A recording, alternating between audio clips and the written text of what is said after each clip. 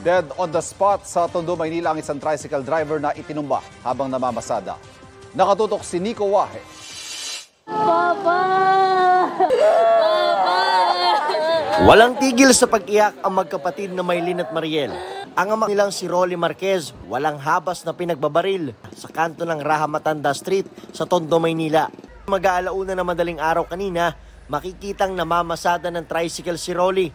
Kasunod niya ang isang lalaking nakasando na sakay ng motorsiklo.